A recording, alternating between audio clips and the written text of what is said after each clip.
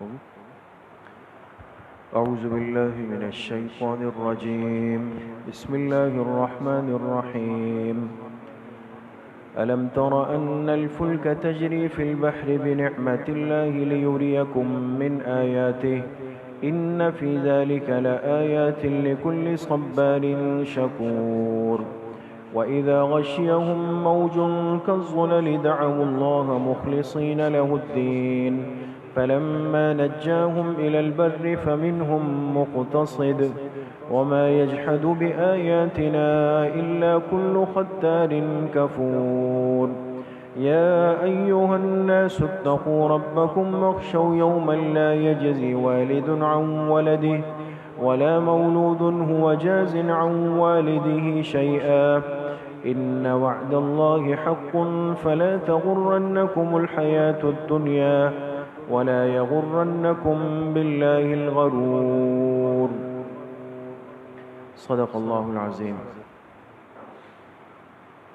یہ سورہ لقمان کی آیت نمبر 31، 32 اور 33، یہ 3 آیتیں آپ حضرات کے سامنے تلاوت کی گئی ہے. پچھلی کئی آیات سے یہ بات چل رہی ہے کہ اللہ پاک نے اس انسان پر اپنی جو نعمتیں فرمائی ہے، جو انعامات و احسانات فرمائے ہیں، اور جن سے یہ انسان زندگی کے ہر لمحے میں فائدہ اٹھا رہا ہے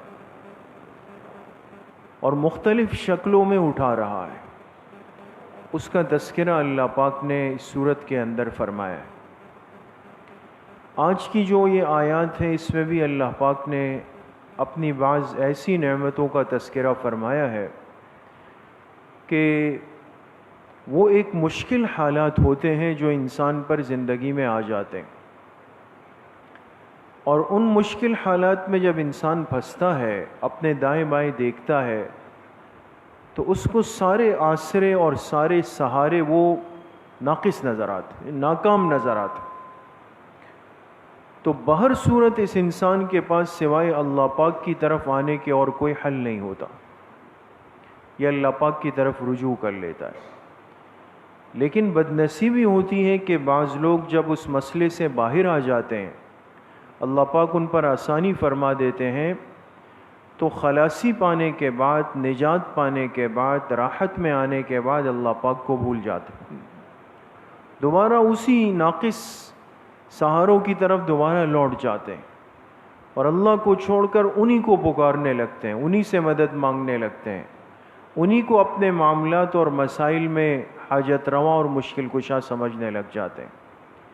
تو ایسے لوگوں کا تذکرہ اللہ پاک نے آج کی ان آیات میں فرمایا، اور شروع میں اللہ نے اپنی بعض خاص نعمتیں ذکر فرمائی. ان آیات کا ترجمہ ہے: الم تر ان الفلک، کیا تم نہیں دیکھتے کہ بے شک یہ جو جہاز ہے، تجری فی البحر، یہ سمندر میں چلتے ہیں. بحری جہاز ہوتے ہیں نا دوست، یہ بڑے بڑے جہاز جو سمندروں میں چلتے ہیں، بنعمت اللہ، اللہ کے فضل کے ساتھ. لیریکم من آیاتہ، تاکہ اللہ پاک تمہیں اپنی بعض نشانیاں دکھا دے. ان فی ذلک لآیات لکل صبار شکور، بے شک اس میں بڑی نشانیاں ہیں ہر اس شخص کے لیے جو کہ صبر کرنے والا، شکر ادا کرنے والا. وَإِذَا غَشِيَهُمْ مَوْجٌ كَالظُّلَلِ، اور اگر ایسا ہو جائے کہ ان جہاز والوں کو گھیر لیں ایسی موجیں، پانی کی ایسی موجیں ان کو گھیر لیں، كَالظُّلَلِ، جیسے کہ بادل، بڑی بڑی پانی کی موجیں آ گئی اور اس نے ان جہاز کو گھیر لیا، اب کوئی راستہ نہیں بچا. دعوا اللہ مخلصین لہ الدین، ایسی صورت میں یہ لوگ اللہ ہی کو پکارتے ہیں اس طور پر کہ مانگنا اللہ کے لیے خالص کر دیتے، کہ مانگنے کے لائق ذات صرف کون سی ہے؟ اللہ کی، پھر اور کوئی یاد نہیں آتا.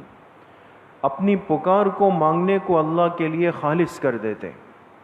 فلما نجاہم الی البر، پھر جب اللہ ان کو نجات دے دیتے ہیں خشکی کی طرف، فمنہم مقتصد، ان میں سے ایک طبقہ تو معتدل رہتا ہے. معتدل یعنی اللہ سے جو وعدہ کیا نا اس بیچ سمندر میں کہ اللہ مجھے اس مصیبت سے نکال لے، آئندہ میں آپ کا ہوں، تو کنارے پہ آنے کے بعد اللہ کو بھولا نہیں. لیکن یہ فمنہم، منہم یہ من بعضیت بتا رہا ہے، اس میں سے بعض افراد تو اپنی بات پہ رہ جاتے ہیں، معتدل رہتے ہیں.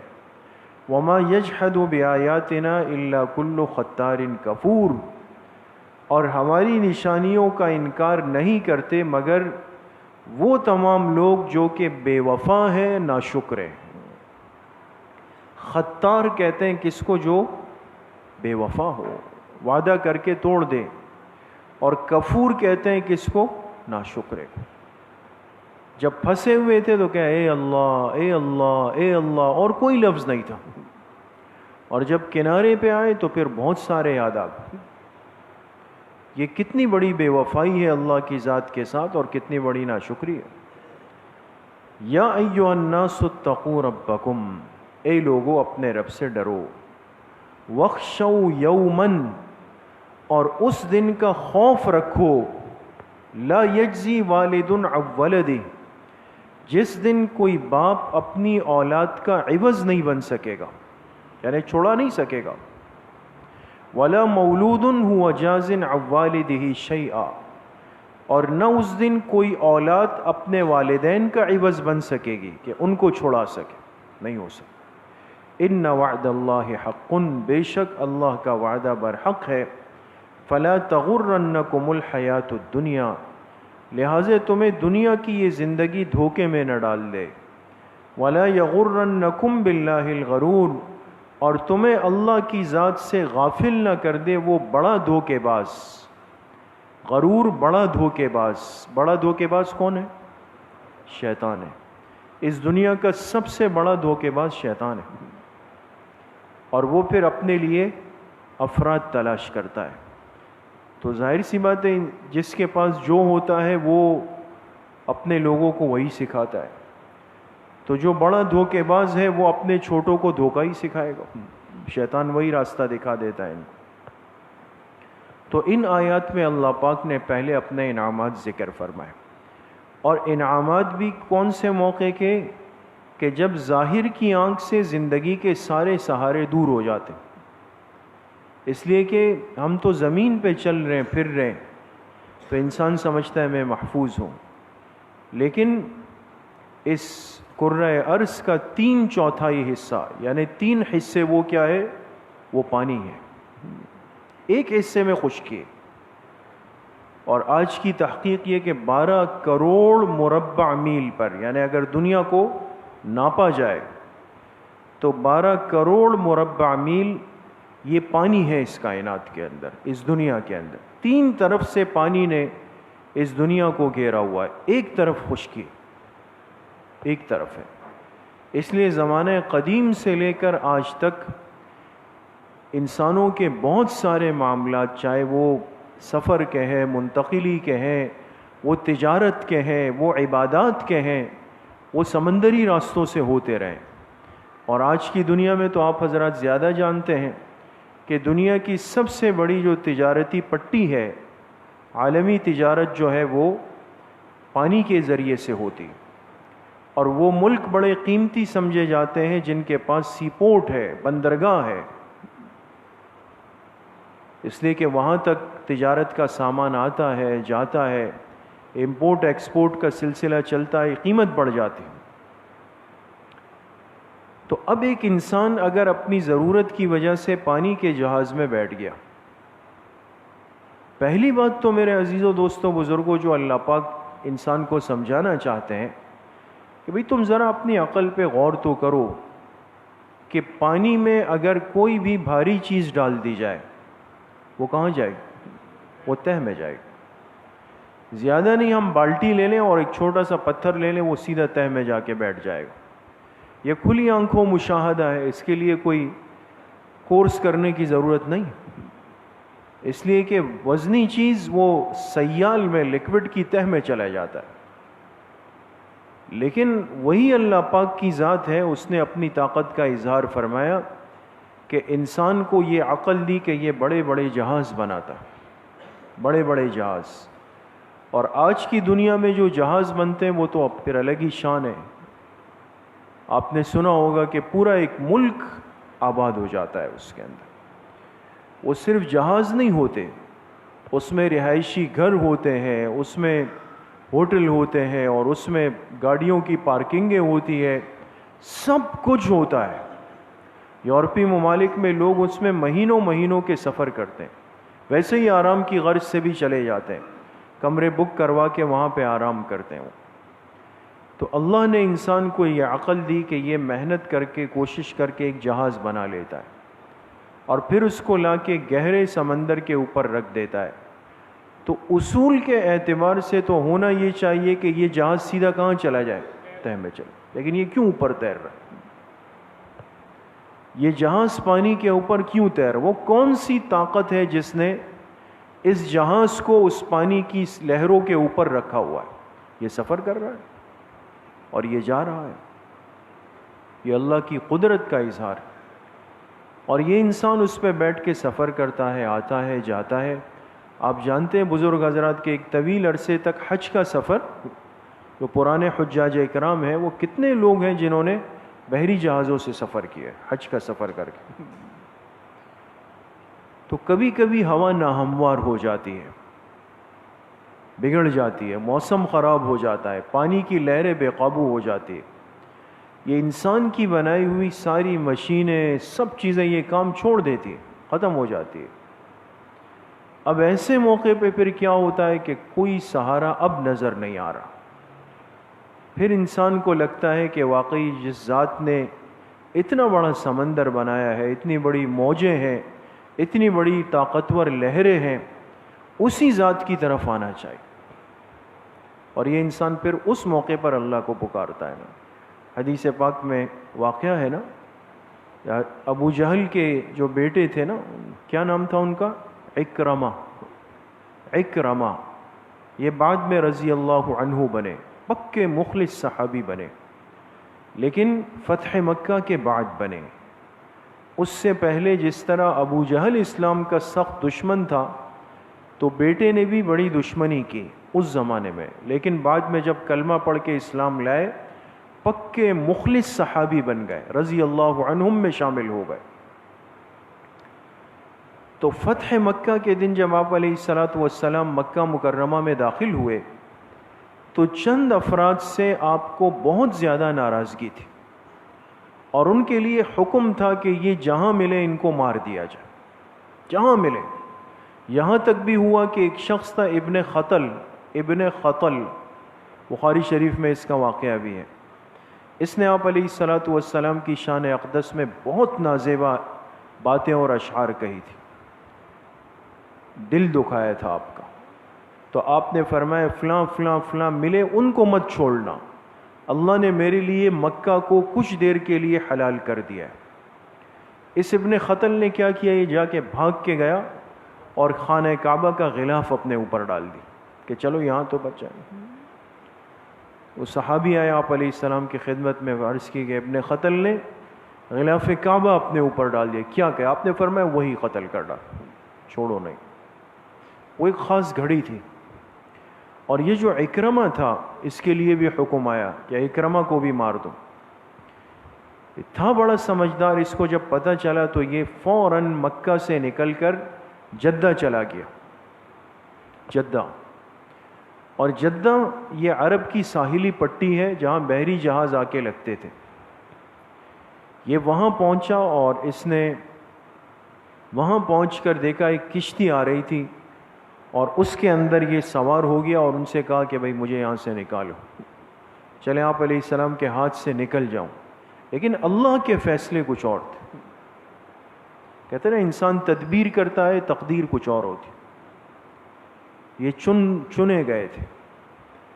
تو کشتی میں بیٹھے اور کشتی چل پڑی، اور ایک جگہ پہنچ کر کشتی بھور میں پھنس گئی. بھور ہوتا ہے نا، یہ پانی گھومنے لگتا. کشتی پھنس گئی اور سب چیخنے چلانے رونے پیٹنے لگے. تو اس زمانے میں جو مکہ میں دو بڑے مشہور بت تھے، لات اور عزا. تو کسی بھی تکلیف میں مشرکین ان کو پکار دو، سب لات اور عزا کو پکار رہے. اور جو کشتی چلانے والا ملاح تھا اس نے جب ایک وقت تک انتظار کیا، پھر کہا آپ چپ ہو جاؤ. فرمایا جب لات اور عزا سے نہیں ہوتا تو پھر ایک حل ہوتا ہے ہمارے پاس. وہ کشتی چلانے والا کہہ رہے. لوگوں نے کہا بھئی کیا حل ہوتا ہے؟ کہا پھر صرف اللہ کی ذات کو پکارا جاتا. مشرک ہے لیکن کہا کہ ہمارا طریقہ یہ ہے کہ جب کہیں سے حل نہیں ہوتا تو ہم بھی مسلمانوں کے اللہ کو پکارتے ہیں. تو اکرمہ نے پوچھا پھر کیا ہوتا ہے؟ کہا جب ان کو پکارتے ہیں تو اللہ پاک معاملات کو درست فرما دے. بس وہ یہ جملہ لگا نا کہ سیدھا دل پہ لگ گیا اس کشتی چلانے والے کا، کہ جب اللہ کو پکارتے ہیں معاملات صحیح ہو جاتے ہیں. فوراً دل پہ چوٹ لگی کہ جس چیزوں سے ساری زندگی لڑتا رہا اور جس ہستی کو چھوڑ کے بھاگ رہا ہوں، اللہ پاک کی ذات تو ہے ہی نجات دہندہ، اس دنیا میں بھی ہے، میں اس کو چھوڑ کے جا رہا ہوں. جب موت سے بچنے کا راستہ بھی اسی ذات کے پاس ہے، میں کس غلط راستے پہ چل پڑا؟ تو وہیں سے دیکھیں دل پہ اثر ہوا، دل کی دنیا بدل گئی. کشتی والے کو کہا واپس مڑو. واپس آئے، جدہ اتر گئے. ان کی بیوی ان کی تلاش میں گھوم رہی تھی اور ان کو پتہ چلا کہ آپ علیہ السلام نے اکرمہ کے قتل کا حکم دیا ہے.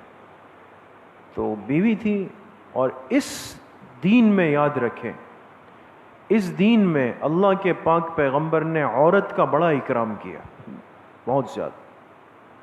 بڑے سے بڑا دشمن آیا لیکن اگر ان کے محارم مستورات آئی تو آپ نے معافی دی. تو اکرمہ کی بیوی آئی آپ علیہ السلام کی خدمت میں، صحابہ نے روک دیا، فرمایا میرا پیغام دے دیں. یہ آ گئی. تو آپ نے فرمایا کیسے آنا ہوا؟ کہا اکرمہ کے لیے امان چاہیے، آپ ان کو امان دے دیں. تو آپ علیہ السلام خاموش ہو گئے. تو ان کی بیوی نے کہا میں آپ سے وعدہ کرتی ہوں کہ وہ آپ کے پاس آئیں گے، توبہ کریں گے، اس دین کو قبول کریں گے اور آئندہ دین کے خلاف استعمال نہیں ہوں گے. آپ کچھ دیر سکوت اختیار کیا، پھر فرمایا ٹھیک ہے، اگر اکرمہ آ جائے تو اس کے لیے معافی ہو جائے. وہاں اکرمہ اتر گئے، ان کی بیوی جا کے ان سے ملی.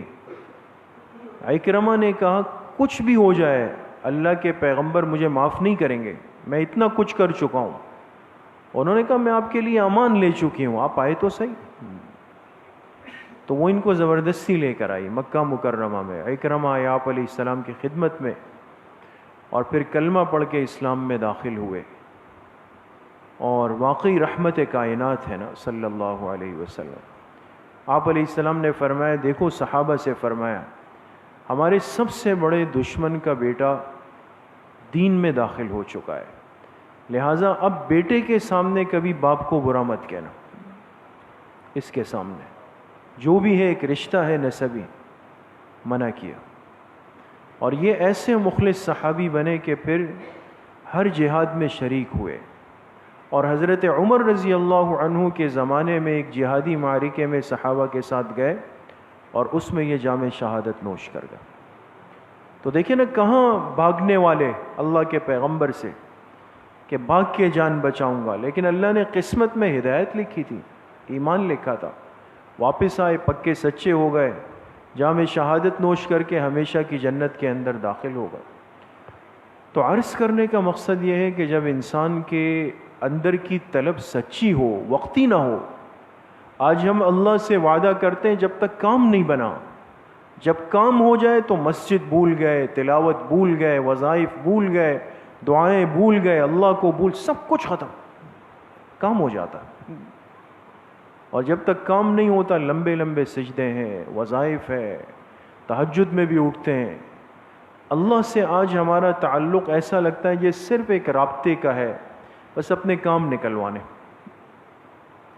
صحابہ جیسا تعلق، مخلصانہ تعلق، ایک دفعہ جب اللہ کو مان لیا پھر ساری زندگی بندہ اللہ پاک کا ہو جائے. اللہ کریم مجھے بھی آپ سب کو صحیح عمل کی توفیق نصیب فرمائے.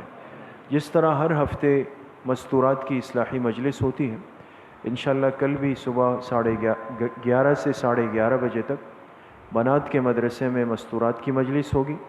اور عصر کے بعد انشاءاللہ مسجد میں بیان اور ذکر کی مجلس ہوگی، ساتھی اس میں شرکت فرمائیں۔ الحمدللہ رب العالمین۔